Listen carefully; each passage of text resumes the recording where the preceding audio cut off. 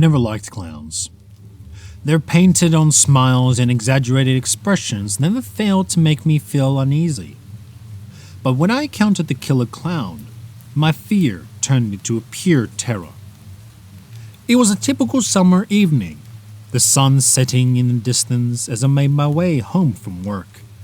I took my usual shortcut through the park, hoping to avoid the crowded streets. As I passed the old abandoned carnival grounds, I noticed something out of the corner of my eye. A figure in a clown costume standing eerily still in the darkness.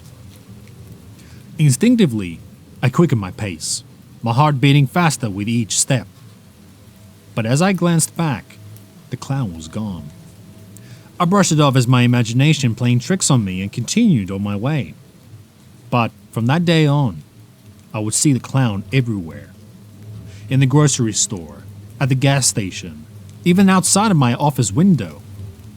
Each time, it seemed to be getting closer, its eerie smile never leaving its painted face. My friends and coworkers thought I was losing my mind. They didn't believe me when I told them about the clown following me. They thought it was just a harmless prank or a publicity stunt for the carnival. But I knew better. I knew it was after me. One night, as I lay in bed trying to fall asleep, I heard a faint tapping on the window. I tried to ignore it, telling myself it was just a tree branch.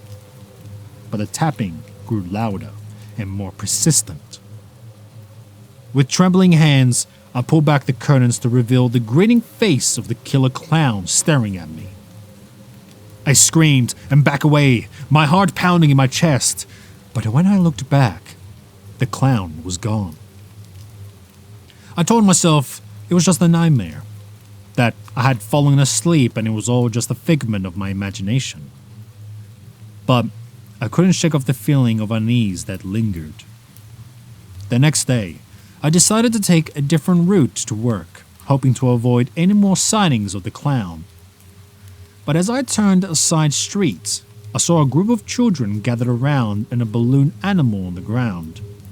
As I got closer, I could see that the balloon animal was in the shape of a knife, the twisted face of the killer clown leering up at me. My blood ran cold as I realized that there was not a coincidence. The clown was leaving a trail for me to follow, and I knew I had to find out who was behind the clown before it was too late. I spent the next few days researching the history of the abandoned carnival grounds, trying to uncover any clues that may lead me to the killer clown. Finally, I made across to an old newspaper article from 20 years ago.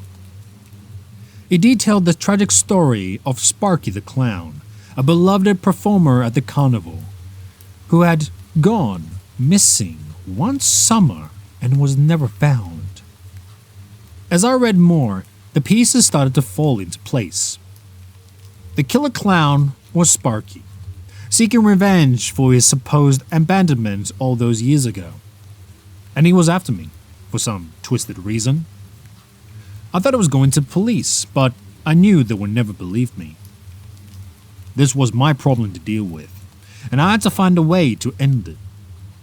That night, I gathered all the information I had and decided to confront Sparky at the abandoned carnival grounds. As I made my way through the dark and crumbling amusement park, I can feel his presence growing ever stronger. And then I saw him, standing in front of an old funhouse, his painted face staring back at me with a mixture of anger and satisfaction. I took a deep breath and called him out, demanding to know why he was tormenting me. But my words fell on deaf ears as Sparky lunged at me with a knife in hand. I dodged his attack and ran towards the funhouse, hoping to find some sort of weapon to defend myself. But as I entered the funhouse, I realized it was a trap. The walls were lined with mirrors, each one reflecting the clown's image as he closed in on me with every angle. My heart pounded in my chest as I frantically searched for a way out. That's when I saw it, a rusty hatchet hanging on the floor. With trembling hands, I reached for it and swung it at Sparky. hoping that this would end the nightmare once and for all. But the clown was quick, dodging my swings and laughing maniacally as he continued to come at me. I was running out of time and energy when I remembered a trick learned from an old horror movie. I aimed the hatchet at the ground, causing the mirrors to shatter and the shards to fly towards Sparky. He let out a blood-curdling scream as the glass cut through his painted face, causing him to stumble back in pain. I took this opportunity to escape the funhouse and run towards the exit. But just as I reached the gate, I heard a voice call out to me. "You can't escape me!" Sparky growled, his voice distorted and inhuman. I turned to see him standing at the entrance of the funhouse, surrounded by a cloud of balloons. With a deep breath, I threw the hatchet at the balloons and watched as they all popped, causing Sparky to disappear in a puff of smoke. I stood there, panting and shaking, realizing it was all over. The police arrived shortly after, having arrived a call from a concerned neighbor who had heard the commotion. It took some time to convince them that the killer clown was after me, but eventually they believed me when they found the abandoned carnival grounds and saw the evidence of my struggle with Sparky. As they took me away from the nightmare that had consumed me for weeks, I couldn't help but think about how easily it could have turned out differently. To this day, I still get uneasy when I see a clown or a balloon animal